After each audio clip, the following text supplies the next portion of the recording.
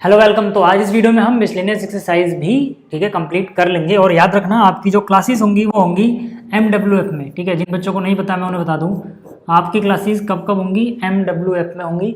Time रहेगा ठीक है 8 बजे, ठीक है, यानी कि शाम को 8 बजे, ठीक है ना। MWF में आपकी क्लास 12 की मैथ्स क्लास होया करेगी रेगुलर, ठीक है, ये आप याद रखना। चलिए शुरुआत करते हैं। जो मिसलेनियस एक्सरसाइज का क्वेश्चन नंबर 1 है, चैप्टर नंबर 3 क्लास 12, ठीक है, इसकी बात करते हैं। तो यहाँ पर देखो जो पहला क्वेश्चन है, इसमें क्या कह रहा है, if A and B are symmetric matrices, मतलब ए और बी दोनों ही क्या है, सिमेट्रिक मैट्रिसेस हैं। हमें प्रूव करना है कि A B minus B A skew symmetric matrix होगी। ठीक है, तो यहाँ पे ठीक है, यहाँ पे अगर मैं इसके सॉल्यूशन की बात करूँ, ठीक है, अगर मैं इसके सॉल्यूशन की बात करूँ, ठीक है, तो यहाँ पे देखो मैं यहाँ पे क्या बोल सकता हूँ कि भाई मुझे गिवन क्या क्या है। ठीक है, मुझे गिवन है कि ए एंड बी जो है, ठीक है ना, ए एंड बी ये क्या है, ये सिमेट्रिक मैट्रिसेस है। ठीक है, ये सिमेट्रिक मैट्रिसेस है। अच्छा, सिमेट्रिक मैट्रिसेस है तो इसका क्या मतलब हो गया, सिमेट्रिक मैट्रिक्स है इसका मतलब हुआ कि भाई अगर ए सिमेट्रिक मैट्रिक्स है तो ए का ट्रांसपोज ए के बराबर होगा एंड जो बी का ट्रांसपोज होगा वो बी के बराबर होगा। यही मतलब है इनके सिमेट्रिक होने का। ठीक है, फिर आगे मैं बात करूँ कि मुझे प्रूफ क्या करना है। ठीक है, तो यहाँ पे ठीक है, टू प्रूफ क्या करना है अपने को प्रूफ ये करना है साहब कि A B minus B A, ठीक है, यानी कि A B minus B A skew symmetric है। ठीक है, इज स्क्यू सिमेट्रिक, ये हमें प्रूफ करना है। ठीक, कैसे कर सकते हैं इसको, बहुत आसान है यार। देखो यहाँ पे जिस भी मैट्रिक्स को हमें स्क्यू सिमेट्रिक दिखाना हो, मान लो अगर कोई एक्स मैट्रिक्स है और ये स्क्यू सिमेट्रिक है, इसका मतलब इसका ट्रांसपोज माइनस ऑफ एक्स के बराबर होना चाहिए, है ना। अब इस पूरे को ही एक्स समझो, तो मतलब इसका ट्रांसपोज इसी के नेगेटिव के बराबर होना चाहिए, है ना। तो देखते हैं कि इसका ट्रांसपोज आ क्या रहा है। भाई शुरुआत तो ऐसे ही हो सकती है ना इसकी, प्रूफ की बात कर रहा हूँ मैं यहाँ पे। ठीक है, तो मैंने यहाँ पे क्या करा, ए बी माइनस बी ए जो भी है इसका ट्रांसपोज लेके देखा कि चलो यार इसका ट्रांसपोज क्या इसके नेगेटिव के बराबर प्रूफ कर पा रहा हूँ मैं, है ना। तो कैसे कर सकते हैं, देखो यार अब इसका ट्रांसपोज निकालना है। ठीक है, ए बी माइनस बी है तो इसको आप अलग अलग लिख सकते हो, यानी कि ए बी का ट्रांसपोज, ये प्रॉपर्टी आपने पढ़ी हुई है, माइनस में क्या है बी ए इसका ट्रांसपोज, इसको अलग अलग लिखा जा सकता है। और आपने एक और प्रॉपर्टी पढ़ी है कि ए बी का ट्रांसपोज जो होता है वो इनका ऑर्डर रिवर्स कर दो, मतलब बी पहले लिख दो और ए बाद में लिखो, अलग अलग ट्रांसपोज लगा दो। ये भी प्रॉपर्टी आपने पढ़ी हुई है, ठीक है ना, कि ए बी का ट्रांसपोज बराबर होता है B transpose into A transpose के। मैं उम्मीद कर रहा हूँ कि आपने शुरुआत के लेक्चर देखे हैं, फिर आप ये जो मिसलेनियस या फिर विद प्रश्नावली हम कहेंगे, ठीक है, ये देखने आए हो। ठीक है, और यहाँ पे क्या हो गया, बी ए का क्या हो जाएगा, ऑर्डर रिवर्स करो और अलग अलग ट्रांसपोज कर दो। इतना कर दिया। अब मुझे एक बात बताओ, क्या मैं बी ट्रांसपोज की जगह बी लिख सकता हूँ और ए ट्रांसपोज की जगह ए लिख सकता हूँ, इसी तरह से ए ट्रांसपोज की जगह ए और बी ट्रांसपोज की जगह बी लिख सकता हूँ? क्यों? क्योंकि गिवन है मुझे गिवन है कि ए ट्रांसपोज ए के बराबर है, बी ट्रांसपोज बी के बराबर है। आप कहोगे कहाँ पे गिवन है, ये रहा देखो, मैंने शुरू में लिखा था ए और बी हमें सिमेट्रिक मैट्रिसेस दी गई हैं, इसका मतलब है ए ट्रांसपोज ए के बराबर होगा, बी ट्रांसपोज बी के बराबर होगा। ऐसे तीर बना देता हूँ, समझ जाओगे। क्लियर हो गई बात यहाँ तक? चलो अब अगर आपको इतना क्लियर हो ही गया है, ठीक है, इतना क्लियर अगर हो ही गया है तो यहाँ पे आ जाओ। अब मुझे तो इसको सिमेट्रिक दिखाना था, तो मतलब ये अपने ही नेगेटिव के बराबर, मतलब इसका ट्रांसपोज खुद के नेगेटिव के बराबर होना चाहिए। माइनस कॉमन ले लो ना, अगर इसमें से मैं माइनस कॉमन ले लूँ -1 तो यही तो बनेगा। माइनस कॉमन लेते हैं या -1, माइनस का मतलब -1, ए बी पहले आ गया और बी ए बाद में चला गया। इधर क्या चल रहा है, इधर चल रहा है ए बी माइनस बी ए का ट्रांसपोज, है ना। अब जो भी अंदर लिखा हुआ है इसको आप समझो कि ये एक्स लिखा है, तो ये हो गया एक्स का ट्रांसपोज। और यहाँ पे क्या है, ये वही चीज़ तो आ गई, यानी कि x हो गया। x का ट्रांसपोज अगर माइनस ऑफ x के बराबर हो तो x एक स्क्यू सिमेट्रिक मैट्रिक्स होती है ना। इसका मतलब क्या हुआ, इसका मतलब है कि जो भी ब्रैकेट के अंदर है उसका ट्रांसपोज उसी के नेगेटिव के बराबर है। इसका मतलब कि जो ए बी माइनस बी ए है ए बी माइनस बी ए है जिसका ट्रांसपोज लगा हुआ है, वो क्या है, is a skew symmetric matrix. समझ में आ गया, स्क्यू सिमेट्रिक मैट्रिक्स। बताओ यार कोई दिक्कत थी क्या? कोई दिक्कत नहीं थी ना? आगे आने वाले क्वेश्चन में भी नहीं होगी। ठीक है, आप चाहो तो स्क्रीनशॉट लेना चाहते हो अगर, तो स्क्रीनशॉट ले लो, ये लो छोटा कर दिया मैंने। ठीक है, बाकी मैं इसका पीडीएफ तो आपको टेलीग्राम पे दे ही दूँगा। टेलीग्राम पे जाना, वहाँ पे एक चैनल है क्लास AK स्टडी प्लस। ठीक है, तो AK स्टडी प्लस पे जाना, वहाँ पे आपको इसका, ठीक है ना, PDF मिल जाएगा। क्लियर होगी बात? स्क्रीनशॉट ले लिया होगा, इसको बड़ा कर देते हैं वैसे ही। चलो अब यहाँ पे आ जाओ अगले क्वेश्चन पे। अगला क्वेश्चन देखो, ये और अच्छा है। इसमें बोला गया so that the matrix B transpose into A into B is a symmetric और skew symmetric matrix according to A is symmetric और स्क्यू सिमेट्रिक। मतलब यहाँ पर देखो, इसके सॉल्यूशन की अगर मैं बात करूँ, इसके सॉल्यूशन की बात करता हूँ मैं, दो केस में दिखाने हैं। मतलब क्या कि मेरे पास देखो ना क्या है, ध्यान से देखना, B ट्रांसपोज AB। ठीक, ये जो मैट्रिक्स है ये बोल रहा है कि या तो ये सिमेट्रिक होगी, या तो ये सिमेट्रिक होगी, या फिर ये स्क्यू सिमेट्रिक होगी। कैसे कैसे पता लग रहा है? डिपेंड करता है कि ए क्या है। ए अगर सिमेट्रिक है, ठीक है, ये कब होगा? जब ए सिमेट्रिक है, यानी कि ए अगर, या फिर ए का ट्रांसपोज अगर ए के बराबर है। भाई ए सिमेट्रिक का ही मतलब है, यानी कि ये मैट्रिक्स सिमेट्रिक हो जाएगी अगर ए ट्रांसपोज ए के बराबर, मतलब ए सिमेट्रिक है। और अगर ए ट्रांसपोज माइनस ए के बराबर है, यानी कि अगर ए स्क्यू सिमेट्रिक है, तो ये भी स्क्यू सिमेट्रिक मैट्रिक्स होगी। कहने का मतलब है ए सिमेट्रिक तो ये पूरा सिमेट्रिक, ए स्क्यू सिमेट्रिक तो ये पूरा स्क्यू सिमेट्रिक, ऐसा हमें शो करना है ना। 2 शो हो गया। हालांकि आप इस तरह से मत लिखना, अच्छे से लिखना, मैंने ये कर दिया समझाने के लिए आपको। ठीक है, अब आगे बात करते हैं कि हम कैसे प्रूफ कर सकते हैं। भाई इसको 2 केस में करेंगे, है ना। केस 1, ठीक, केस 1 का मतलब क्या है? चलो ये वाला केस लेते हैं, ये अपना केस 1 है। केस 1 में क्या मान लेते हैं? Let if A is symmetric matrix. ठीक है, ए इज सिमेट्रिक मैट्रिक्स। मैंने क्या मान लिया कि भाई मान लेते हैं कि जो ए है ना वो सिमेट्रिक मैट्रिक्स है, इतना मान के छोड़ दो। अब मुझे एक बात बताओ यार, मुझे क्या दिखाना है? मुझे इसको भी सिमेट्रिक दिखाना है। भाई जिस चीज़ को सिमेट्रिक दिखाना हो, जिस चीज़ को भी सिमेट्रिक दिखाना हो, चाहे जितना बड़ा तामझाम हो, इस पूरे तामझाम को सिमेट्रिक दिखाना है, ठीक है ना। इसको ब्रैकेट में लिखता हूँ, उसका ट्रांसपोज उसी के बराबर ले आओ, हो जाएगा। चलो ठीक है, अगर मैं इसका ट्रांसपोज निकालूँ तो आएगा क्या? इसका देखो एक बात याद रखना, आपने पढ़ा था कि अगर आपके पास ए बी का ट्रांसपोज निकालना हो तो इसको उल्टे ऑर्डर में लिखो, यानी कि बी इंटू ए लिखो, ट्रांसपोज लगा दो।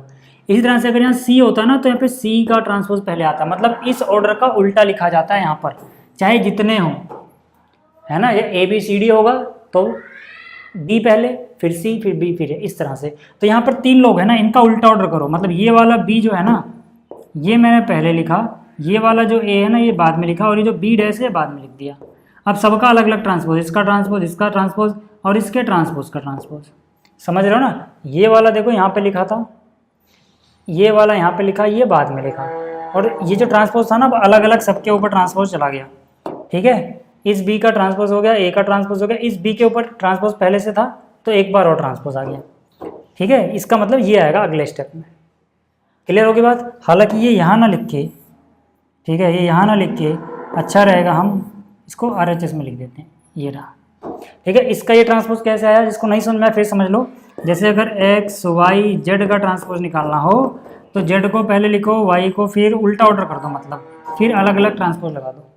तो मैंने वही ये वाला भी पहले लिख दिया, ये वाला ए बाद में लिखा, ये बी डैश बाद में लिखा, और फिर अलग अलग ट्रांसपोज लगाया। अब क्योंकि दोनों ही बी जैसे हैं इसलिए कन्फ्यूजन हो रही होगी आपको, लेकिन ये एंड वाला भी शुरू में लिखा हुआ। ठीक है, यहाँ तक क्लियर है? अब जैसे यहाँ तक क्लियर है, मैं यहाँ पर एक चीज़ कह सकता हूँ सर, क्या कि चलो भाई बी का ट्रांसपोज तो ऐसे ही रहने दो, लेकिन ए ट्रांसपोज की जगह ए लिख सकता हूँ, और बी ट्रांसपोज का ट्रांसपोज बी होता है। ठीक है, यहाँ पे मैंने 2 चीज़ें इस्तेमाल करी हैं, ए ट्रांसपोज ए के बराबर है और बी ट्रांसपोज का ट्रांसपोज बी के ही बराबर है। ठीक है, कैसे भाई? ए क्या है? सिमेट्रिक मैट्रिक्स, तो अगर ए सिमेट्रिक मैट्रिक्स है तो ए ट्रांसपोज ए के बराबर होगा। ठीक है, और बी ट्रांसपोज का ट्रांसपोज बी होता है, तो हमने पढ़ा हुआ है प्रॉपर्टी। ठीक, यहाँ तक समझ में आ गया। अब मुझे क्या दिखाना था, इसी का जैसा। तो आप देख सकते हो कि बी ट्रांसपोज ए बी का ट्रांसपोज इसी के बराबर आ गया। मतलब इस पूरे को आप मान लो x, तो ये x ही तो लिखा हुआ है, तो x का ट्रांसपोज x के बराबर आ गया।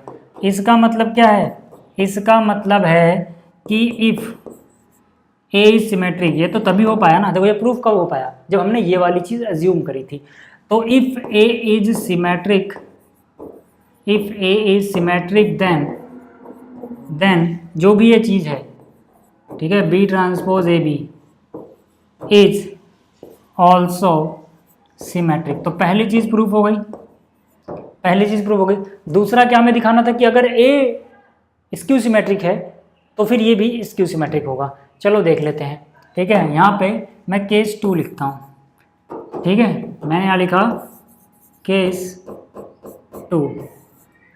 केस 2 क्या हो गया, if A is skew symmetric, ठीक है, if A is skew symmetric, मान लेते हैं कि ए क्या है, स्क्यू सिमेट्रिक मैट्रिक्स है, ठीक। तो यहाँ पर, ठीक है, फिर से वही चीज़ हमें प्रूफ क्या करना है कि भाई बी डैश ए बी, मतलब बी ट्रांसपोज ए बी, ये भी स्क्यू सिमेट्रिक ही आएगा। तो मतलब इसका ट्रांसपोज इसके नेगेटिव के बराबर लाना है। देखते हैं इसका ट्रांसपोज आएगा क्या। पहले इस वाले बी का ट्रांसपोज, फिर इस ए का ट्रांसपोज, फिर इस बी ट्रांसपोज का ट्रांसपोज, बी ट्रांसपोज का भी ट्रांसपोज, ठीक। जैसे बी ट्रांसपोज के बारे में हमें कुछ नहीं पता, लेकिन ए ट्रांसपोज क्या है, माइनस ऑफ ए के बराबर है, किसके बराबर है, माइनस ऑफ ए के बराबर। और बी ट्रांसपोज क्या है, बी है।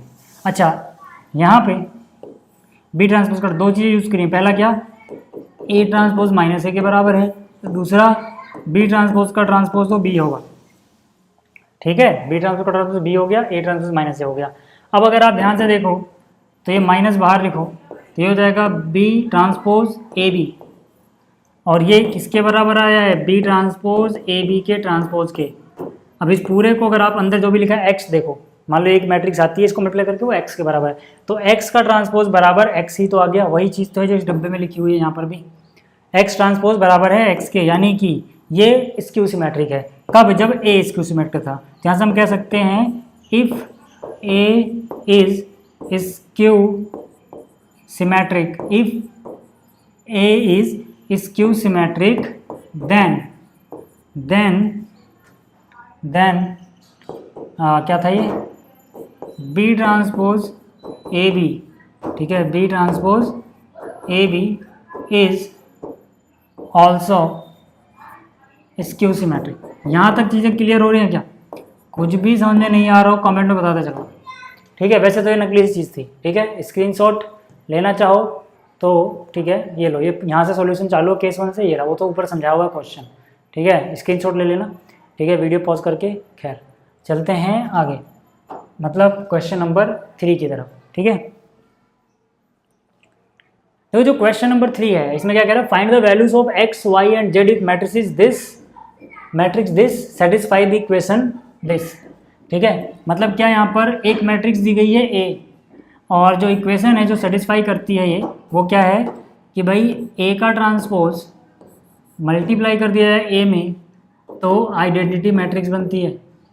अब मुझे एक बार बताओ, ए अगर वो है तो उसका ट्रांसपोज कितना आएगा, भाई रो को कॉलम, कॉलम को रो बना दो। पहली रो है 0 2 y z, तो पहला कॉलम बन जाएगा वो 0 2 y z। फिर क्या है x y माइनस z, तो ये दूसरा कॉलम बन जाएगा x y माइनस z। फिर क्या है x माइनस वाई z, तो हो जाएगा x minus Y and z। तो ये आ गया a का ट्रांसपोज। इनटू में क्या है, इनटू में a है, ठीक है ना, इनटू में क्या है a, तो a को वापस लिख दो 0 2 y z, 0 2 y and z, बहुत नकली है, ठीक है ना। फिर x y माइनस z, फिर x minus Y and z, फिर यहाँ पे x minus Y and z किसके बराबर है, आइडेंटिटी मैट्रिक्स। तो आइडेंटिटी मैट्रिक्स इसी ऑर्डर की बनाओगे जो इनका रिजल्ट आएगा। इनका रिजल्ट कितना आएगा, ये 3/3 के 3/3 के, तो प्रोडक्ट भी 3/3 ही आएगा, ठीक है ना। स्क्वायर मैट्रिक्स का जो प्रोडक्ट होता है वो भी सेम ऑर्डर का स्क्वायर मैट्रिक्स होती है। तो ये भी स्क्वायर मैट्रिक्स, ये भी स्क्वायर मैट्रिक्स, इनका प्रोडक्ट भी सेम ऑर्डर का स्क्वायर मैट्रिक्स ही आएगा। तो यानी कि ये जो आप आइडेंटिटी मैट्रिक्स बनाओगे वो यही बनेगी 3/3 की। अब यहाँ से, ठीक है, सॉल्व करो इसको। सॉल्व करने के लिए प्रोडक्ट निकालना आना चाहिए। उसके लिए मैंने आपको क्या बताया हुआ है भाई, इसकी पहली रो पहले आप मल्टीप्लाई करो पहले कॉलम के साथ, ठीक है। तो यहाँ से कितना हो जाएगा देखना ज़रा ध्यान से, 0 into 0 0, x into x x square, x into x x square. तो एक एक्स स्क्वायर यहाँ से मिला, एक एक्स स्क्वायर यहाँ से मिला और एक जीरो वहाँ से मिला, तो 2x स्क्वायर प्लस जीरो यानी कि 2x स्क्वायर ही रहेगा। यहाँ तक तो कोई कन्फ्यूजन नहीं है। आगे बात करें तो ये चीज़, ठीक है, ये तो गड़बड़ा रहा है मामला, ठीक है, इसको हटा ही देते हैं, एक मिनट रुको, इसको मिटा देता हूँ और दूसरा बना लेते हैं, ठीक है। यहाँ पे आ जाओ, इसको इस कॉलम के साथ मल्टीप्लाई करते हैं, तो यहाँ पे आ जाओ भाई, रो फिर कॉलम। कैसे करते हो, पहला एलिमेंट पहले से, दूसरा दूसरे से, तीसरा तीसरे से, ठीक है। तो 0 इंटू 2y 0 हो गया, x into Y X Y हो गया, x into minus Y minus X Y हो गया, तो मतलब X Y minus X Y 0 हो गया, ठीक है। फिर अगर हम बात करें, ठीक है, अगले हिस्से की, तो अगले हिस्से में यानी कि थर्ड कॉलम गेम में आएगा। थर्ड कॉलम में देखोगे तो 0 इंटू जेड 0 हो जाएगा, x into Z minus x Z और ये प्लस एक्स जेड, यानी minus x Z plus x Z 0। फिर अगर हम आगे चलें, ठीक है, आगे चलें अगर, तो यहाँ पे कौन सी रो आएगी आपकी, ये वाली, ठीक। कॉलम कौन सा आएगा, कॉलम आएगा पहला। तो यहाँ से देखो, ठीक है, सॉरी, ये रो कौन सी आएगी, ऊपर वाली से, ठीक है। इसको हटाता हूँ पहले, देखो ये वाली रो आएगी सेकंड रो और कॉलम ऐसे तीर बना दो फर्स्ट, ठीक। तो यहाँ से 2y इंटू 0 0 हो गया, यहाँ से x into Y X Y हो गया, यहाँ से x into minus Y minus X Y हो गया, X Y minus X Y 0, ठीक है। तो मतलब यहाँ क्या आ गया 0, ठीक। इसी तरह से अब यहाँ ना जाके इस पे फोकस करना, ठीक। तो यहाँ पे क्या 2y into 2y 4y square, y into Y Y square, ठीक है, यानी कितने हो गए 5y स्क्वायर, 4y स्क्वायर वहाँ पे, एक y स्क्वायर यहाँ पे 5y स्क्वायर और माइनस माइनस प्लस फिर से y स्क्वायर, यानी 6y स्क्वायर आ गया, ये आ गया 6y स्क्वायर, ठीक है। आगे चलते हैं, यहाँ पे देखो, इस पे फोकस करना, ज़्यादा मिटा दिया क्या कुछ, ठीक है, इस पे फोकस करना, इस कॉलम पे। तो यहाँ से 2y into Z 2y Z हो गया और यहाँ पे माइनस वाई जेड, यहाँ माइनस वाई जेड, यानी कि 2y Z minus Y Z 0, ठीक है। तो ये भी कितना आ गया 0। क्लियर हो गई बात, यहाँ तक क्लियर है। चलो ऐसे ही अब थर्ड वाला कर लो यार, ठीक है। कौन सा, थर्ड वाला, मैं जल्दी कर रहा हूँ, आपको समझ आ गया होगा प्रोडक्ट, ठीक है। तो पहला पहले से, ठीक है, जेड इंटू 0 0 हो गया, minus x Z plus x Z, again ये कितना आ रहा है 0। उसके बाद अगर आप देखोगे ये थर्ड रो सेकंड कॉलम, ठीक है, जेड 2y, तो 2y जेड हो गया, माइनस वाई जेड, यानी कि 2y Z minus 2y Z कितना हो जाएगा 0। फिर अगेन ये इससे करोगे तो Z into Z Z square plus Z square, तो कितना आ जाएगा ये 3z स्क्वायर, ठीक है। और ये किसके बराबर है, किसी आइडेंटिटी मैट्रिक्स के, किसके बराबर है ये, किसी आइडेंटिटी मैट्रिक्स के, ठीक है, 0 1 0 एंड 0 0 1। यहाँ तक क्लियर है क्या। अब हमें क्या करना था, इनको इक्वेट करना है। इक्वेट करने से क्या मिल जाएगा, एक्स वाई जेड की वैल्यू। तो यार देखो, ये वाला पहली रो पहला कॉलम, यहाँ पर ये पहली रो पहला कॉलम, इसके इक्वेट होगा, ठीक है। तो इसका मतलब क्या हुआ, 2x स्क्वायर बराबर होगा 1 के, तो x स्क्वायर किसके बराबर होगा 1/2 के। तो x की वैल्यू क्या आएगी, x की वैल्यू आएगी प्लस माइनस 1/√2 के। यहाँ तक क्लियर है क्या। ऐसे ही अगर मैं y निकालना चाहूँ तो उसके लिए 6y स्क्वायर किसके बराबर होगा 1 के, है ना। Second row second column, second row second column कितना आ रहा है 1, ठीक है। तो यहाँ पे हम क्या बोलेंगे कि यार 6y स्क्वायर बराबर आना चाहिए 1 के। तो यहाँ से y, ठीक है, स्क्वायर कितना हो जाएगा 1/6, तो y की वैल्यू कितनी हो जाएगी प्लस माइनस 1/√6। यहाँ तक क्लियर हो गया क्या। ऐसे ही z निकाल लो यार, 3z स्क्वायर इक्वल टू 1, तो 3z स्क्वायर इक्वल टू 1 है, तो सीधा सीधा लिख दूँ z equal two plus minus 1/√3, ठीक है। ये क्लियर है क्या, ठीक है। अब ये काफ़ी लंबा चौड़ा हो गया है, नहीं ठीक है, स्क्रीनशॉट ले सकते हो एक बार में, ठीक है, ज़्यादा लंबा चौड़ा भी नहीं है। ठीक है, इसको थोड़ा बड़ा कर दूँ मैं इसके सॉल्यूशन का, ठीक है, ये तीसरा वाला, ठीक है, स्क्रीनशॉट ले लेना। चलिए अब चलते हैं आगे। वैसे फिर भी मैं बोल रहा हूँ PDF आपको मिल जाएगा, जो स्क्रीनशॉट नहीं ले पा रहा है कोई दिक्कत नहीं है, या उतार नहीं पा रहे हो कोई दिक्कत नहीं है, ठीक है। PDF इस लेक्चर का आपको, ठीक है, मिल जाएगा। एक स्टडी प्लस है टेलीग्राम पे एक चैनल, वहाँ जाना, ठीक है। चौथे क्वेश्चन की बात कर लेते हैं, जो यहाँ पे क्वेश्चन नंबर 4 है, क्लास 12 एक्सरसाइज 3.4 नहीं बल्कि मिसलिन एक्सरसाइज, ठीक है। इसका यहाँ पे कह रहा है for wide values of x की क्या वैल्यू होगी कि ये कंडीशन सेटिस्फाई हो जाए। कौन सी कंडीशन है, देखो जरा ध्यान से। यहाँ पर एक मैट्रिक्स दी गई है 1 2 1, इसमें एक रो है 3 कॉलम है। एक दूसरी मैट्रिक्स दी गई है 1 2 0 2 0 1 1 0 2 3/3 की। एक तीसरी मैट्रिक्स दी गई है 0 2 x, और ये बराबर दिया गया है, ठीक है, O यानी कि जीरो मैट्रिक्स के। अब ठीक है, हालांकि आप यहाँ से पता लगा सकते हो उसका क्या ऑर्डर आएगा, बट अभी मत सोचो, पहले इसको सिंप्लीफाई करो। किसी भी ऑर्डर में आप कर सकते हो, बस आगे पीछे मत करना। ऑर्डर मतलब इन दोनों को एक साथ पहले करो, या तो ऐसे कर सकते हो, या इन दोनों को एक साथ पहले करो, या तो ऐसे कर सकते हो। इसके अलावा ऐसा मत कर देना उसको उठा के बीच में लग दो उसको उधर, ऐसे नहीं करना है। बाकी आप किन्हीं दो को, चाहे शुरू वाली दो को पहले कर लो या लास्ट वाले दो को पहले कर लो, आपकी मर्जी है, ठीक है। मतलब अगर आपके पास A B C 3 मैट्रिक्स हैं तो चाहे आप A इंटू BC कर लो, या फिर आप BC इंटू A कर लो, ठीक है, मतलब A इंटू BC कर लो, ठीक, आपकी इच्छा है। मैं क्या करता हूँ ना, पहले इन दोनों को ही कर लेता हूँ। मैं क्या कर रहा हूँ देखो, ठीक है, आपको दिखे तो इसलिए मैं हाईलाइट कर दे रहा हूँ कि मैं पहले इनको मल्टीप्लाई कर रहा हूँ, ठीक है, इसलिए मैंने हाईलाइट कर दिया। तो जब अगर इनको मल्टीप्लाई करेंगे तो कितना आएगा, ठीक है, वो यहाँ लिखेंगे।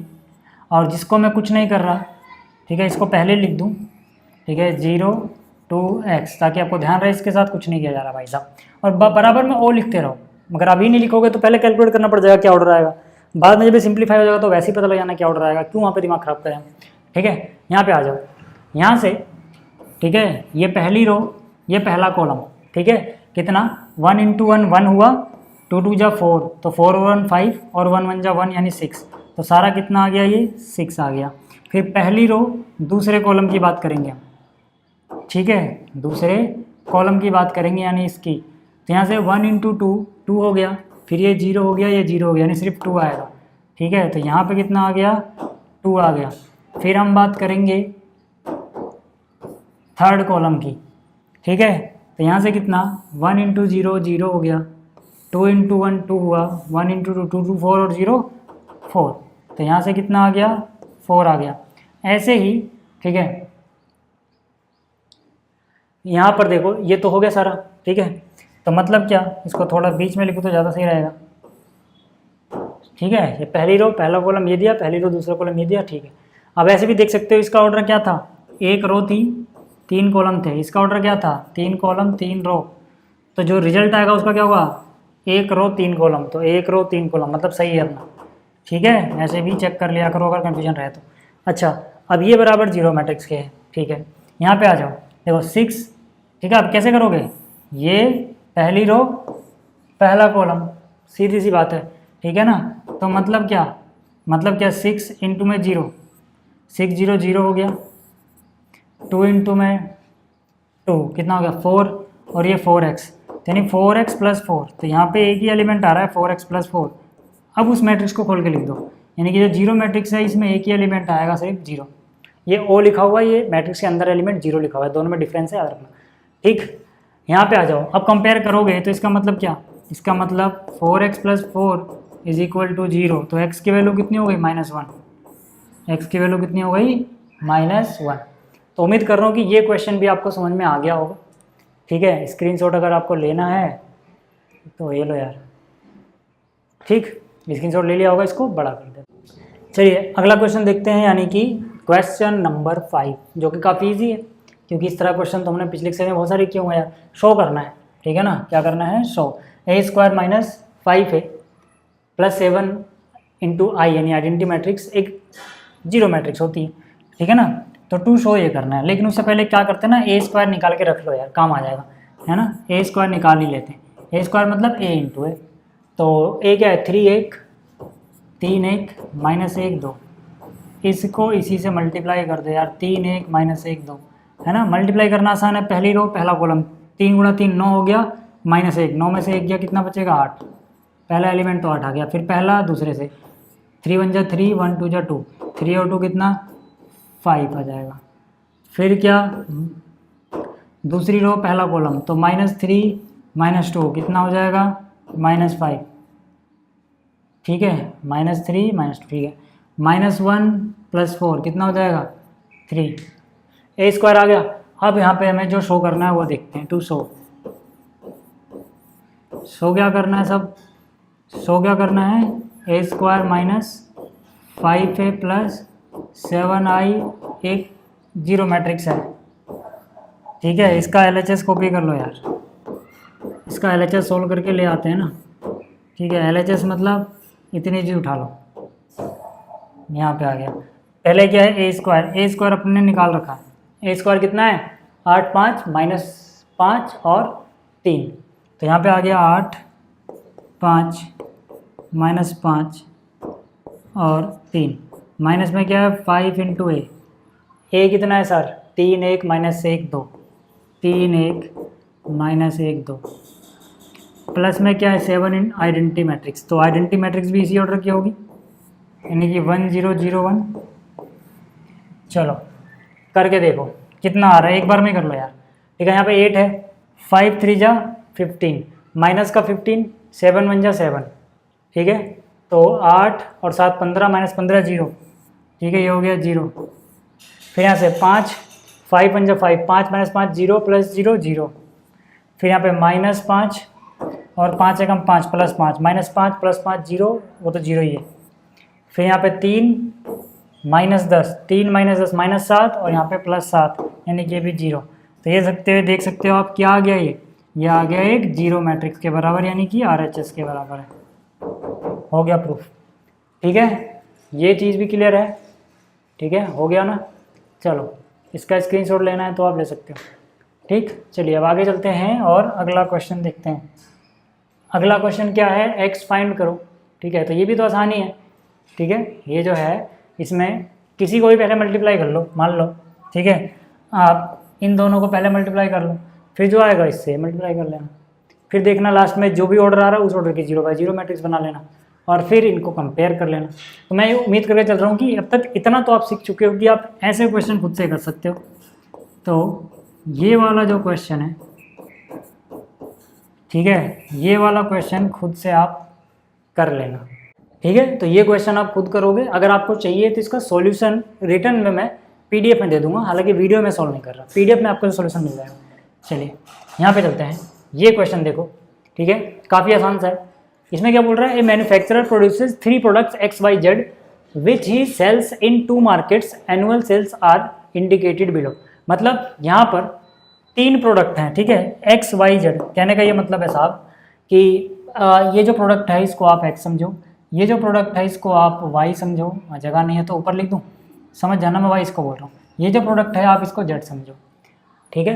तो एक प्रोड्यूसर है जो 3 तरह के प्रोडक्ट बनाता है, ठीक है। 10,000 यूनिट X की बनाई उसने, 2,000 यूनिट Y की बनाई और 18,000 यूनिट Z की बनाई, ठीक है, जो भी हो, मान लो जो भी सामान बना रहा है, इसको 2 अलग अलग मार्केट में बेचा, फर्स्ट मार्केट में और सेकंड मार्केट में, ठीक है, इसको बेचा है।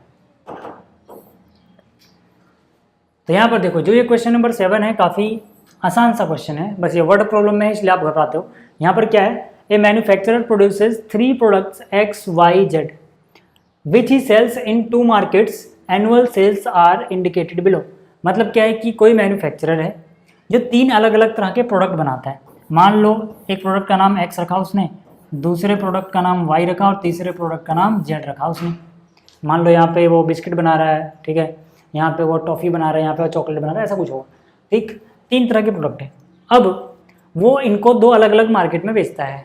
फर्स्ट मार्केट में वो X की 10,000 यूनिट सेल करता है। मान लो अगर उसने बिस्कुट का पैकेट बनाया था, या बिस्किट जो भी बोलते हो, बिस्कुट, मैंने तो बचपन से बिस्कुट बोला है, बड़ा होकर पता लगा भैया वो बिस्किट होता है, ठीक है। तो यहाँ से, ठीक है, ये 10,000 यूनिट बनाई इसमें, इसकी 2,000 और इसकी 18,000 बेच दी, मतलब फर्स्ट मार्केट में। सेकंड मार्केट में उसने इतनी बेची, X को इतनी यूनिट बेची, 20,000 Y बेच दिए, 18,000 Z बेच दिए सेकंड मार्केट में।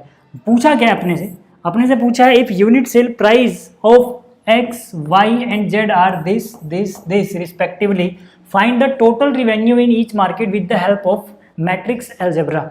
मैट्रिक्स की मदद से, ठीक है, हमें ईच मार्केट में कितना कितना रिवेन्यू जनरेट कर रहा है वो बताना है। कैसे करोगे, देखो जरा ध्यान से देखना। यहाँ पे जो वो मार्केट में बेच पा रहा है, फर्स्ट मार्केट और सेकंड मार्केट में कौन कौन प्रोडक्ट, एक्स बिस्किट या बिस्कुट जो भी था, ये मान लो टॉफ़ी और ये मान लो चॉकलेट, ऐसे कुछ करके है वो। देखो ये उसको एक मैट्रिक्स में कन्वर्ट करो, ठीक है। एक्स की कितनी यूनिट बेच पाया वो फर्स्ट मार्केट में, 10,000 यूनिट, ठीक है। वाई की कितनी बेच पाया जनाब, 2,000 यूनिट। और जेड की कितनी बेच पाया है, 18,000 यूनिट। कहाँ पे बेच पाया है, फर्स्ट मार्केट में। सेकंड मार्केट में वो एक्स बेचता है 6,000, एक्स कितनी बेचता है 6,000, वाई बेचता है 20,000, ठीक है, और जेड बेचता है 8,000, ठीक है। जेड कितनी बेचता है, 8,000, ठीक। अब मुझे एक बताओ, जैसे मान लो अगर आप बिस्कुट के 4 पैकेट बनाते हो या बिस्किट के 4 पैकेट बनाते हो और एक पैकेट आप मान लो 2 रुपये में बेचते हो, तो आप क्या करोगे, नंबर ऑफ पैकेट्स इंटू में ईच का प्राइस कितना है। तो वैसे ही यहाँ पे यूनिट सेल प्राइस मतलब हर एक यूनिट का कितना कितना प्राइस है दिया हुआ है ना। तो इसको आप क्या करोगे, इसको भी एक मैट्रिक्स में कन्वर्ट करोगे जो कि रुपीज़ में होगा। ये सब कुछ रुपीज़ में चल रहा है। देखो 10,000, देखो ये एक्स का दाम है ना, एक्स किससे मल्टीप्लाई होना चाहिए, जो एक्स का दाम है। ध्यान रखो, अब यहाँ पे आपको मैट्रिक्स बनाते हो थोड़ा ध्यान रखना है कि अब मैट्रिक्स में कैसे बनाओ कि वो चीज़ें जिससे जो मल्टीप्लाई होना चाहिए वही मल्टीप्लाई हो। ध्यान से देखो, एक्स की एक यूनिट का दाम है 2.5 रुपये, तो मतलब एक्स की 10,000 यूनिट बनाए, बेची आपने फर्स्ट मार्केट में, तो ये 10,000 किससे मल्टीप्लाई होना चाहिए, 2.5 से, यानी कि 2.50 रुपीज़ से। लेकिन ये जो 2,000 है ये एक्स की बात नहीं कह रही है, वाई है, और वाई का दाम बदल गया साहब। वाई का दाम कितना है, 1.5 रुपये, यानी वाई मल्टीप्लाई होना चाहिए 1.5 से। तो सोचो जब हम मल्टीप्लाई करते हैं तो इस रो को लेते हैं और इस कॉलम को लेते हैं। पहला एलिमेंट पहले से मल्टीप्लाई होता है, दूसरा दूसरे से होता है, तीसरा तीसरे से होता है। यानी कि ये जो वाई का दाम है वो यहाँ पे आएगा ताकि वो वाई से मल्टीप्लाई हो, जो जेड का दाम है वो यहाँ पे आएगा ताकि ये वाला इससे मल्टीप्लाई हो। ऐसे तो मल्टीप्लाई करते हैं हम, अभी जो आपने मल्टीप्लाई करना सीखा। इसका मतलब क्या है कि जो वाई का एक यूनिट का प्राइस दिया गया है 1.5 रुपये, वो हम यहाँ पे लिख देंगे, और जो जेड का दाम दिया गया है 1 रुपये, वो यहाँ पे लिख देंगे, ठीक है। तो यहाँ से जब इन दोनों का प्रोडक्ट निकालोगे तो ये क्या आएगा, इन दोनों का प्रोडक्ट निकालोगे तो क्या आएगा भाई, देखो ना आपने कितनी यूनिट बेची और हर एक यूनिट का दाम कितना था, वही लिखा हुआ है यहाँ पे, ठीक है। तो इसका मतलब ये टोटल रिवेन्यू आएगा, टोटल जो आपने रिवेन्यू जनरेट किया, टोटल रिवेन्यू किस में आएगा, रुपीज़ में आएगा। इसको बोल देते हैं एक मैट्रिक्स आर, इसको एक आर, यानी कि इन दोनों का प्रोडक्ट आएगा उसको रिवेन्यू मैट्रिक्स बोल देते हैं आर, ठीक है। और हमें पहले में रिवेन्यू मैट्रिक्स ही निकालनी है, ठीक है। तो यहाँ से प्रोडक्ट निकालो जरा, इनका प्रोडक्ट निकालोगे तो कैसे, पहली रो पहला कॉलम करें मल्टीप्लाई, चलो आ जाओ यहाँ पे। देखो 10,000 इंटू में 2.5, तो 10,000 को सीधा 2 से मल्टीप्लाई करो, कितना देगा 20,000, और आधा और है तो 20,000 इंटू में 10,000 इंटू में आधा 5,000 हो, तो 20 और 5 25,000 आ गया मोटा मोटा। इतना तो आप कर ही सकते हो यार, मुँह जवानी भी। 20 देखो ये हो गया इसका, लेकिन अभी ये कहानी खत्म नहीं हुई, प्लस आएगा। क्यों, क्योंकि अब सेकंड एलिमेंट सेकंड से तो मल्टीप्लाई होगा, फिर प्लस आएगा, फिर थर्ड वाला थर्ड से होगा, है ना। तो प्लस में क्या आएगा, ठीक है, यहाँ पर देखो प्लस में क्या आएगा, इसको मैं ये जो तीर है ना इसको मिटा देता हूँ, ठीक है, ठीक है। कितना हो जाएगा 30,000, कर लेना चाहे मल्टीप्लाई, प्लस फिर 18,000 को 1 से करोगे वो तो 18,000 ही रहना है, ये हो गया। क्लियर होगी बात। ये क्या हुआ, ये हुआ आपका फर्स्ट मार्केट के लिए, ठीक है। ये किसके लिए हुआ, फर्स्ट मार्केट के लिए। अभी आपको सेकंड मार्केट के लिए भी निकालना है। सेकंड मार्केट का डाटा यहाँ लिखा हुआ है। सेकंड मार्केट में एक्स कितना 6,000 बिका, और हर एक एक्स का दाम कितना था 2.5, तो 6,000 इंटू में 2.5 कर दो, तो 6 दूनी 12, और आधे से और करोगे 6 का आधा 3, यानी 12 3 15, तो ये 15,000 तो बिका। कहाँ, सिर्फ एक प्रोडक्ट, सेकंड मार्केट में सारे प्रोडक्ट जो बिके उनका टोटल निकालना है, ठीक है। तो यहाँ से 20,000 इंटू में 1.5 होगा, तो 20 इंटू में 1.5 करोगे तो कितना हो जाएगा ठीक है, ये 2000 था। अच्छा ठीक है, 20 इंटू में 1.5 कितना, 30,000। ठीक है, 30,000 हो गया, प्लस 8,000 इंटू 1,000, 8,000 ही होगा। ठीक है, तो यहाँ से जो हमारी रिवेन्यू मैट्रिक्स है जो रुपीज़ में आएगी, ठीक है, याद रहे, वो कितना हो जाएगा, 18,321,000 और 25,000, तो 46,000 हो गया। यानी टोटल 46,000 का प्रोडक्ट उसने बेच दिया है मार्केट 1 में। और कितना, 8 और 30, 38, 38 और 5, 43 और 10, 53, यानी कि 53,000 इतना में भेज दिया रिवेन्यू। ठीक है, और ये रुपीज़ में, याद रखना। तो हमसे क्या पूछा था, हमसे पूछा था ईच मार्केट में टोटल रिवेन्यू, तो हम बोलेंगे यहाँ से टोटल, यहाँ लिखना जरूरी है, टोटल रिवेन्यू इन मार्केट 1 कितना आ गया, 46,000 रुपये। ठीक है, कितना आ गया, ₹46,000। ठीक है, इसी तरह से टोटल रिवेन्यू इन मार्केट सेकंड कितना आ गया, 53,000 रुपये, ₹53,000। ठीक है, यहाँ तो समझ आया होगा। चलिए, अब अगर इतनी चीज़ आपसे, ठीक है, मतलब आपको क्लियर हो गई, तो अब इसमें एक और चीज़ पूछी है सेकंड पार्ट में। सेकंड पार्ट में कह रहा है if the unit cost of the above 3 commodities are इतना, यानी एक्स का इतना, वाई का इतना और जेड का इतना है। यानी कि एक यूनिट अगर एक्स की बनाई जाती है 2 रुपये खर्च होते हैं, वाई की बनाती है तो 1 रुपया खर्च होता है, और इसमें आधा रुपया यानी कि 50 पैसे खर्च होते हैं। तो हमें यहाँ पे पहले बताना है कि ग्रोस प्रॉफिट कैसे निकालोगे आप। भाई आपको इतना पता होना चाहिए कि मुझे बनाने में खर्चा कितना आया और मैंने बेचा कितने का, है ना। तो उस हिसाब से बता सकते हो कितना प्रॉफिट हुआ। मान लो अगर आपको खर्चा आ रहा है किसी चीज़ को बनाने में 4 रुपये और आप उसको 5 रुपये में बेच पा रहे हो, यानी रिवेन्यू आपने 5 रुपये का जनरेट किया, बेचा आपने 4, बनाया आपने 4 रुपये में था, तो 5 में 4 घटा तो 1 रुपये का फायदा हुआ आपको। ठीक है, तो वैसे ही यहाँ पे भी करेंगे, यानी कि यहाँ पे पहले टोटल प्राइस निकालना होगा कितना खर्चा हुआ। ठीक है, तो एक काम करते हैं, यहाँ पे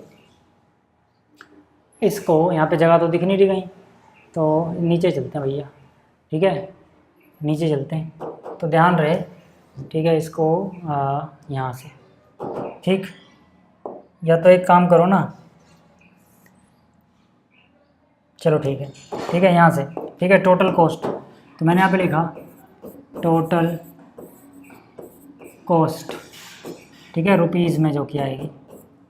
ठीक है, इसको बोल देते हैं पी मैट्रिक्स। तो पी मैट्रिक्स कैसे निकालोगे भाई, आपने कौन कौन सा प्रोडक्ट बनाया है, भाई जो बेचा उतना ही बनाया होगा, और उनको बनाने में कितनी कितनी कॉस्ट आई है आपकी। तो जो आपने बनाया है वो कितना है, ये वाली मैट्रिक्स, यानी कि 10,000, 2,000, 18,000, 6,000, 20,000, 8,000।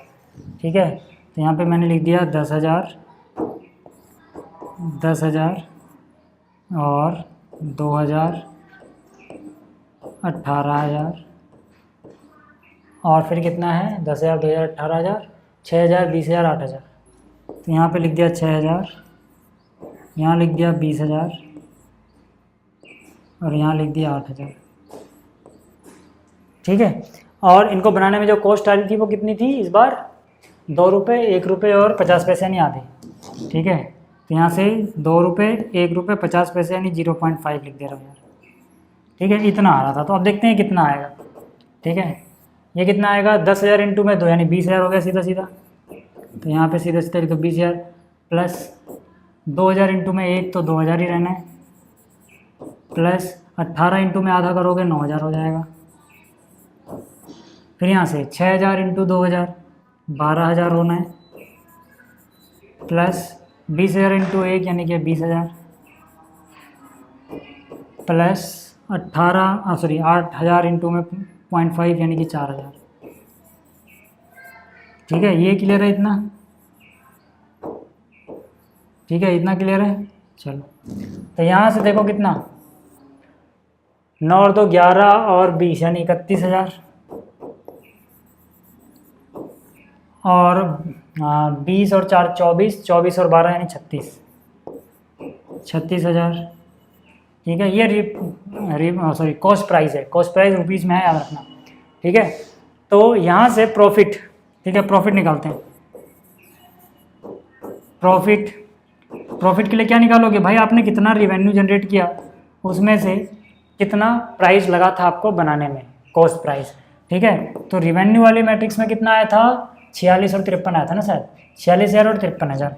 ठीक है, तो रिवेन्यू वाले मैट्रिक्स में कितना आया था, 46,000 पहले मार्केट में जो प्रोडक्ट था और 53,000 दूसरे वाले के लिए था। और बनाने में खर्चा कितना आया, पहली मार्केट में जो भी सामान बेचा सबको बनाने में खर्चा आया 31,000, और दूसरी मार्केट में जो बेचा उसमें आया 36,000। तो यहाँ से अगर हम देखें तो कितने का प्रॉफिट हुआ, 46 में से 31 माइनस करोगे 15,000, तो 15,000 का प्रॉफिट हुआ। 53 में से 36 माइनस करोगे 4 10 13 और 3 4 10 14 और 3 17, यानी कि 17,000। ठीक है, तो यहाँ पे लिख लेना profit on first market sale 15,000 and second market में सेल जो करी उसने टोटल उसमें 17,000 का। ठीक है, ये आप लिख लेना यार इतना। चलो रुपीज़ में है सब कुछ। ठीक, अगला क्या बोल रहा है, find the matrix X so that X into this is equal to this. अब याद रहे एक मैट्रिक्स एक्स है, इसको अगर मल्टीप्लाई किया जाए इस मैट्रिक्स से, ठीक है, जिसके पास ये एलिमेंट्स हैं, तो एक नई मैट्रिक्स आती है जिसमें -7 -8 -9 2 4 6 ये आता है। अब पहली बात तो ये कि हम मैट्रिक्स एक्स को किस ऑर्डर का लिखें। चलो इतना तो मान लो एज इट इज़ कॉमन, मतलब कॉपी कर दो, लेकिन यहाँ पे एक्स को हम किस ऑर्डर का लिखें। ठीक है, चाहो तो मैं कलर चेंज करता हूँ इसको आपको समझाने के लिए। ठीक, ये वाले की बात कर रहा हूँ मैं, ये किसकी जगह लिखा है सब, एक्स की जगह लिखा है। ठीक है, अब क्वेश्चन आता है कि भाई एक्स का ऑर्डर क्या लिखेंगे हम, तो उसके लिए आप क्या चेक करो। ठीक है, आप यहाँ पर देखो जो रिजल्टिंग मैट्रिक्स आ रही है, ठीक है, वो किस ऑर्डर की है, तो ये 2/3 की है। और ये जो मैट्रिक्स है ये किस ऑर्डर की है, ये भी 2/3 की है। तो x कितने की होगी भाई, जो x है इसका ऑर्डर कितना होगा, जो x है यहाँ पे, ठीक है, इस मैट्रिक्स का ऑर्डर कितना होगा। पहली बात तो इस मैट्रिक्स में यहाँ पे रो इनटू में यहाँ पे कॉलम, तो पहली बात है इसका कॉलम उसके रो के बराबर होना चाहिए, मतलब वहाँ 2 है तो ये 2 हो गया। तो यहाँ तो मुझे पता है कि इस ऑर्डर में यहाँ तो 2 आएगा। दूसरी बात, जो रिजल्टिंग मैट्रिक्स आती है वो कैसे आती है, इसकी रो उसके कॉलम से, तो यहाँ पे 2/3 है तो यहाँ पे 2 आना चाहिए, यहाँ पे कितना आना चाहिए 2, तभी तो 2/3 बन पाएगा, यानी 2/2 की x है। ठीक है, x कितने की है, 2/2 की। क्लियर हो गया बात यहाँ तक। ठीक है, इसको मिटा देता हूँ मैं। ठीक है, चाहो तो मैं लिख देता हूँ। ठीक है, x कितने की है, 2/2 की, ताकि आपको जब नोट में देखोगे आप तो आसानी होगी। हमने इसको 2/2 को लिया, तो 2/2 में कुछ भी मान लो यार, इसको मान लिया मैंने। ठीक है, इसको मान लिया MNPQ। ठीक है, इतना क्लियर हो गया। अब अगर आपको इतना क्लियर है तो यार इसको इससे मल्टीप्लाई करना है, उससे इक्वेट करना है, आपका क्वेश्चन हो जाना है। ठीक है, तो इसको आप इसके आगे, ठीक है ना, इसके आगे तो आप खुद कर सकते हो, जो पार्ट आपको समझ में नहीं आ रहा था वो मैंने समझा दिया। ठीक है, इसके बाद इन दोनों को मल्टीप्लाई करो, इक्वेट कर लो यार, नकली चीज़ें हो जाएगा। ठीक, अगला क्वेश्चन देखो, अगला में कह रहा है choose the correct answer in the following question. If a equal to this such that a square equal to identity matrix I, then which option is correct, ये बोला गया। तो एक बात बताओ यार, ठीक है, आपसे a स्क्वायर ही तो आइडेंटिटी मैट्रिक्स दिया गया है आपको। a में क्या आ रहा है सब, alpha beta gamma minus alpha, into में फिर से a, यानी कि alpha beta gamma minus alpha बराबर आइडेंटिटी मैट्रिक्स। मैंने आपको रूल बताया हुआ है, दो स्क्वायर मैट्रिक्स मल्टीप्लाई होती हैं तो सेम ऑर्डर की स्क्वायर मैट्रिक्स आती है, यानी इसका ऑर्डर क्या होगा सोचना ही नहीं है, यही होगा 2/2 ही होगा। ठीक है, अब मुझे एक बात बताओ, अगर मैं इनको मल्टीप्लाई करूँ तो alpha into alpha, alpha square plus beta into gamma, beta gamma, ये हो गया। फिर दूसरे में क्या आएगा, alpha beta beta, alpha beta हो गया माइनस अल्फ़ा बीटा, यानी कि 0 ही होना है। तो ठीक है, ये तो 0 ही हो गया बराबर। वैसे ये एक से इक्वेट, इतने पे इक्वेट करने पे आपको मिल जाएगा आंसर यार, है ना। इसी को इक्वेट करोगे तो 1 आ जाना है ना। तो अल्फा बीटा और 1 में रिलेशन तो मिल रहा है, अल्फा बीटा और 1 में रिलेशन पूछा गया, पूरा प्रोडक्ट निकालना भी नहीं है आपको। ठीक है, अब यहाँ भाई MCQ है ना, यहाँ कुछ भी निकाल दो यार, मतलब जो भी निकालोगे वो सब कुछ सेटिस्फाई ही करेगा, देख लेना चाहिए। ठीक है, हम एक के इक्वेट करके ही, मतलब अगर इसको इक्वेट करूँ मैं तो जाहिर सी बात है यार, ये वाली चीज़ बराबर होनी चाहिए 1 के, या नहीं होनी चाहिए। तो यानी कि यहाँ से इसको आप निकाल लेना चाहो तो आपकी इच्छा है, ठीक है, क्योंकि एमसीक्यू कर रहे हैं, एमसीक्यू में करके तो दिखाना नहीं होता, आंसर से मतलब है। तो ये प्लस में बीटा गामा बराबर है 1 के। तो जरा देखो हर ऑप्शन में 1 तो पॉजिटिव लिखा हुआ है, वो 1 पॉजिटिव लिखा है, मतलब 1 उधर पॉजिटिव उधर ही रहने दो, बाकियों को उधर शिफ्ट कर दो। ये हो जाएगा माइनस में अल्फा स्क्वायर माइनस में बीटा गामा और बराबर बचेगा 0। ये ऑप्शन देख लो कहीं है क्या, 1 minus alpha square minus beta gamma, 1 minus alpha square minus beta gamma, ठीक है। कौन सा ऑप्शन सही है, ऑप्शन सी, ठीक है, option C is correct, 1 minus alpha square minus beta gamma equal to 0, ठीक है। क्लियर हो गई बात, तो ये ऑप्शन सही था। ये हो गया 9वां क्वेश्चन। और देखो जो अगला क्वेश्चन है यानी क्वेश्चन नंबर 10, ये काफ़ी आसान सा, इसमें कह रहा है if the matrix A is both symmetric and skew symmetric matrix then. देखो आपको याद रखना है कि जीरो मैट्रिक्स ही एक ऐसी मैट्रिक्स होती है जो सिमेट्रिक भी है और स्क्यू सिमेट्रिक भी है, ठीक है ना। क्योंकि अगर जीरो मैट्रिक्स आपके पास होगी, ठीक है, मान लो अगर ये मैट्रिक्स है जो जीरो मैट्रिक्स है, तो इसका ट्रांसपोज करोगे तब भी यही रहेगा, ठीक है, यानी कि ये सिमेट्रिक मैट्रिक्स भी है। या फिर अगर इसी मैट्रिक्स में आप -1 कॉमन ले लो, ठीक है, माइनस कॉमन भी ले लो, तब भी ये 0 ही रहेगा। यानी कि ये जो है, ठीक है ना, इसका ट्रांसपोज, ठीक है, वो हम कैसे दिखा सकते हैं कि भाई जो ए है वो अपने ट्रांसपोज के भी बराबर है और जो ए है वो अपने ट्रांसपोज के नेगेटिव के भी बराबर है, क्योंकि इसको 0 को माइनस को फर्क नहीं पड़ता। तो ये सिमेट्रिक भी है और स्क्यू सिमेट्रिक भी है। ये हो गया। अब बात करते हैं अगले question. If A is square matrix such that A square is equal to A, then this minus this is equal to क्या। भाई देखो सबसे पहली बात तो यहाँ पे एक, ठीक है, अच्छा क्वेश्चन है, ठीक है, यहाँ पे क्या बोला गया है, ए स्क्वायर इज इक्वल टू ए। दूसरी बात हमसे पूछा गया है आइडेंटिटी मैट्रिक्स प्लस में ए करें और उसका क्यूब निकाला जाए और उसमें से 7 टाइम्स ए घटा दिया जाए, तो इनमें से कौन सा ऑप्शन सही होगा। इसके लिए बस आपको एक चीज़ पता होनी चाहिए, ए प्लस बी का क्यूब। वो आप, ठीक है, बचपन से पढ़ते आए हो, क्या होता है, ए का क्यूब, यहाँ पे आई है तो ए क्यूब, प्लस में क्या बी क्यूब, प्लस में क्या 3a स्क्वायर बी, प्लस में क्या 3ab स्क्वायर, माइनस में क्या है 7a, कहाँ से लिखा, यहाँ से, ठीक है। क्लियर हो गई बात। अब आइडेंटिटी मैट्रिक्स का कुछ भी हो वो आइडेंटिटी मैट्रिक्स ही रहता है, चाहे क्यूब कर लो चाहे पावर 4 करो, आपकी इच्छा है, कितनी भी पावर कर लो वो आई का आई ही रहता है। ए का क्यूब क्या लिख सकते हो, ध्यान दो, देखो मुझे जो जानकारी है, ठीक है, मुझे जो जानकारी है वो ये, जो मुझे अलग से एक्स्ट्रा नॉलेज दी गई है इस क्वेश्चन में, वो ये दी गई है कि भाई ए का स्क्वायर ए के बराबर है, तो मुझे ए स्क्वायर क्रिएट करना पड़ेगा यहाँ पे, सीधी सी बात है। तो यहाँ पे क्या लिख देता हूँ, ए क्यूब को मैं लिख देता हूँ ए स्क्वायर इंटू ए, ठीक है। ये क्या हो जाएगा, ये हो जाएगा 3a के बराबर। क्यों, आइडेंटिटी मैट्रिक्स का स्क्वायर भी आइडेंटिटी मैट्रिक्स होता है, आइडेंटिटी मैट्रिक्स इंटू ए करोगे ए ही मिलेगा। ये क्या हो जाएगा, ध्यान से देखो, ये हो जाएगा 3ia। क्यों, ए स्क्वायर ए के बराबर है, इसीलिए मैंने ए स्क्वायर की जगह ए लिख दिया, माइनस में क्या है 7a। अब यहाँ पे आ जाओ, अब आपको पता है ए स्क्वायर ए है, तो आई प्लस ए स्क्वायर क्या हो गया, ए इंटू में ए। मैंने क्या किया यहाँ पे, अब सब कुछ ए जैसा है इसलिए घिचपिच ना हो, इसलिए मैं ऐसा बनाते चल रहा हूँ कि मैंने बस इसकी जगह ये लिखा है, बस देख लो, क्योंकि ए स्क्वायर ए के बराबर है, ठीक। यहाँ पे प्लस में क्या चल रहा है 3a, प्लस में ये भी 3a हो गया, माइनस में 7 है ना, आई इंटू ए हो गया 3a। यहाँ तक क्लियर है क्या। अब मुझे एक बात बताओ ना, ए स्क्वायर इंटू ए क्या रहता है, ए रहता है, यानी कि ये भी ए लिखा हुआ है, तो आई प्लस ए प्लस 3a 1a, कितना ए हो गया 6a, माइनस में क्या है 7a यहाँ से, ठीक है।